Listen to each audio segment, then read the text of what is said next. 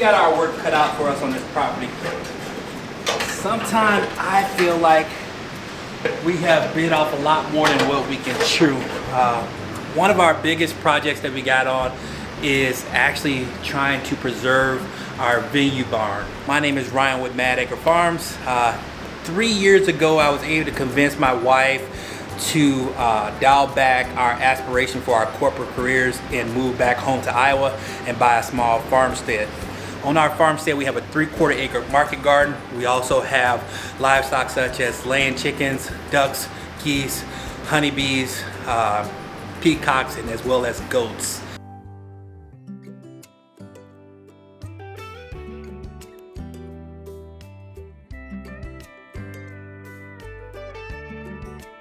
One of our biggest goals for our property and our business is agritourism.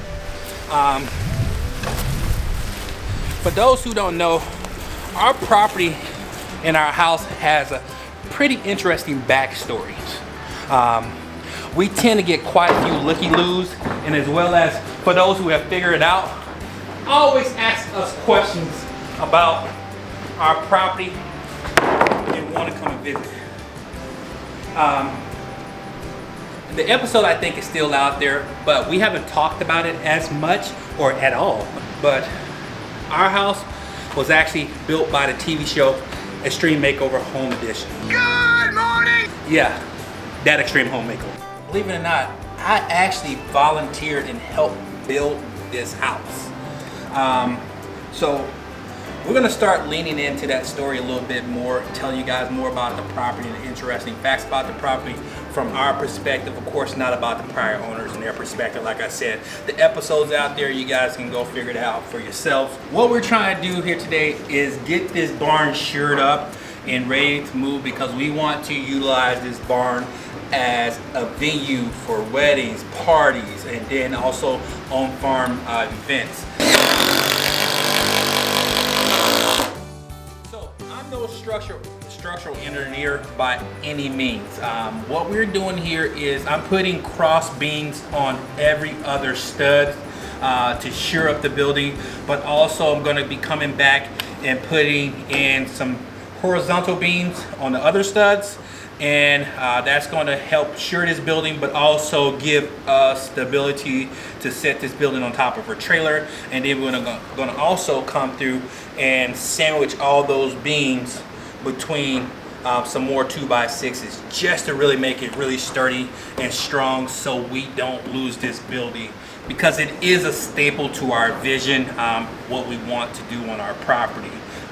So I'm going to walk you guys through what we're doing here. I only got a few more boards to do, but these suckers are heavy, so I am going to enlist Jamie's help to get these done so we can knock it out real quick.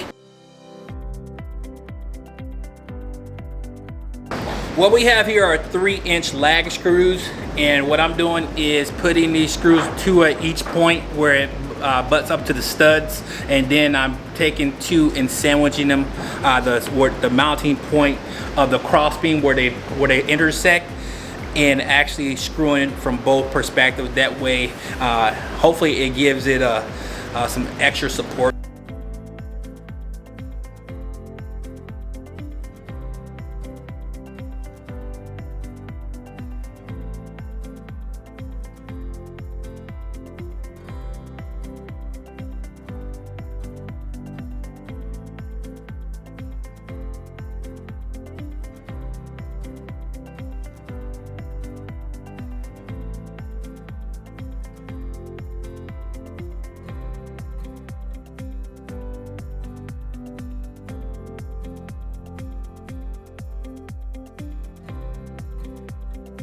One more cross beam that we need to put up, but unfortunately we got a broken stud, so we can't put that cross beam up. So what we're going to do is eventually we're going to remove the door, put a cross beam there, and then what's nice about these 2x6s is we're going to reuse these and repurpose them to actually stud out the walls, enclose a wall, put some windows in, and then as well as act as a sill plate for the bottom, because the bottom has been rotted out.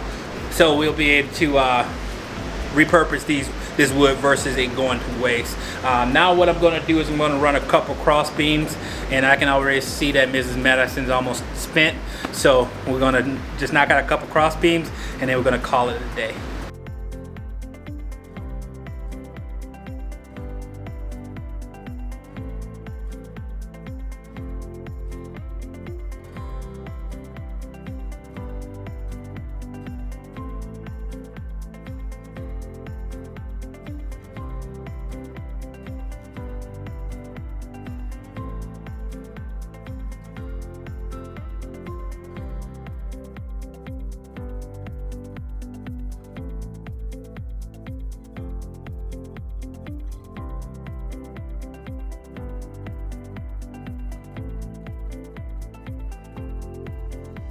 All right, so the final step we're gonna do here, we're gonna take some of these scrap 2x6s, and I'm just gonna sandwich them between here like this, and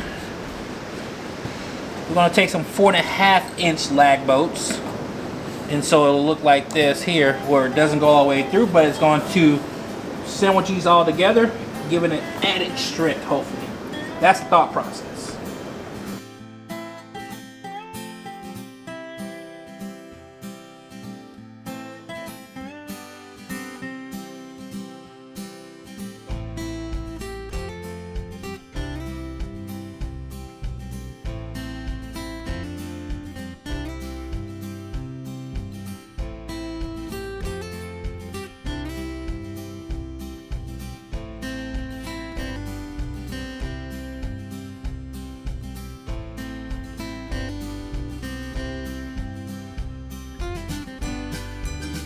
We're not 100% done here, guys. We got a couple more joists that we need to shear up, but also this building is not fully squared, so we had to take some additional measurements. But we're also going to be running a board horizontal this way.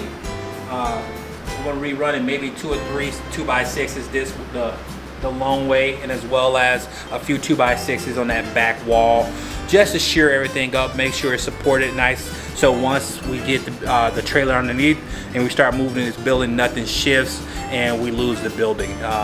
Hopefully this is something that you guys can utilize on your property if you're looking to move a building or two. If you like the video, please make sure you hit that subscribe button, the bell for notification, and as well as share it with a couple million friends or two, and we'll catch you on the next one. Peace.